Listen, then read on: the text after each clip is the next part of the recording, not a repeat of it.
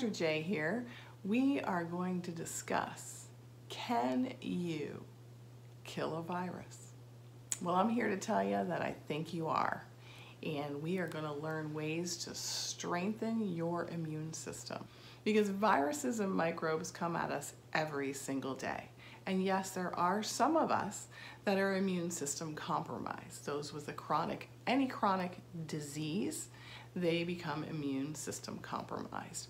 Those over 60, 75 and older for sure become immune deficient. And so what we want to do is learn how to boost our immune system, because I don't care how old you are, you can change yourself cellularly. So the information I'm giving you here isn't all inclusive for every single virus in the world. I'm going to tell you what research has said about different oils, different herbs, and the like.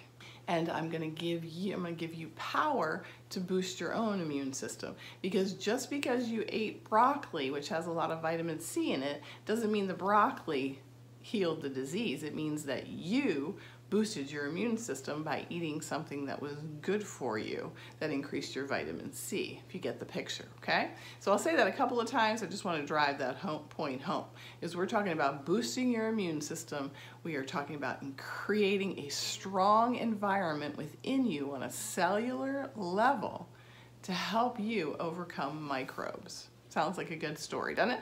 Okay, so starting off with essential oils. The father of aromatherapy was a doctor, a scientist specifically, Rene-Maurice Gattefosse. I think that's what it was.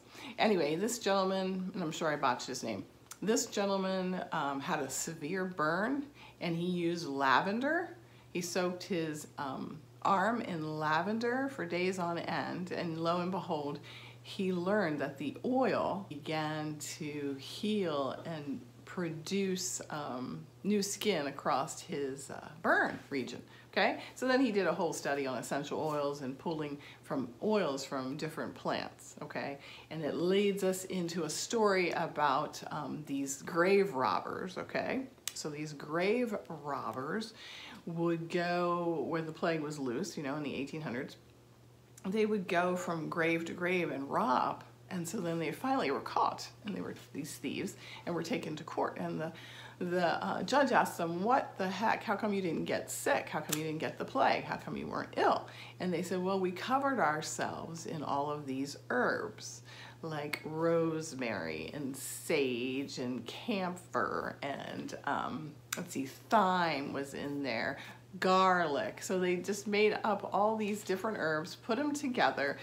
Clove was a real big one too, clove.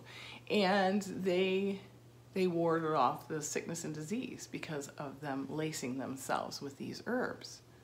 And so anyway, one of the companies made Young Living, I use Young Living, use oils called Thieves. And so I believe that by utilizing and using the aromatherapy, by diffusing the smell of thieves in the air, you can also, taking that into your body on a regular basis, ward off sickness and disease, okay? So we are in the winter months right now, and the winter months is when flus and viruses get higher and stronger, plus what we're going through right now. We also are dealing with that virus. So why not learn what you can do to overcome, correct? Okay, the Thieves, okay, you can make it up in different batches. You can buy it from Young Living, it doesn't really matter, but just listen to these oils, okay? So sage, clove, rosemary, garlic, camphor, thyme, oregano, those oils coming together and you smelling them enhance your immune system to be stronger because they have antiviral properties. This is ancient wellness, so to speak, okay? And so now we have studies that show that each one of these herbs literally have antiviral properties, okay? So that is beautiful in and of itself. It's not just viral, they're antimicrobial and anti-parasitic, and some of them are antibacterial, like the bad bacteria, okay? Staph, strep, that kind of thing. All right, so Anyway, do some research for yourself, and I'm sure you'll be blessed, okay? Specifically, oil of oregano, okay? It is from the mint family, and the oil of oregano it's called carvacol, okay? And that strain of that oregano oil has been studied through test tube studies that it's antiviral. So we can take in a little bit more oregano on a regular basis, all right? So that's one. Another one would be sage. Sage is famous for being anti-phlegm, anti-mucosal. So that's another beautiful choice. You can look into garlic. Garlic is, part of garlic is called allicin. Allicin's been shown to kill off warts, which is a virus, to help pneumonias, okay, so it would be antibacterial. So garlic has plenty of studies on it. You can look it up on PubMed, okay? Also, the thing about garlic is you'll learn through studies that all the light yellow foods, like garlic, like ginger, like chicken bone broth or turkey bone broth, they're light yellow. They are actually immune supporters. Okay, so they support your immune system. Sound good? Sounds really good, okay? So different studies, when I talk about different studies are done in test tubes, studies are done with animals, studies are done with people, okay? So those are the studies that we talk about, that give us a standard in which we can say, oh, yes or no, okay, to the hypothesis that's out there, okay? So, okay, so the next herb I want to discuss is Echinacea. Okay, Echinacea is the second largest herb sold worldwide. It's very famous in Europe, and it's used mostly for acute conditions. So when you use it for an acute condition, it'll help bring down the inflammation and increase your immune system, okay?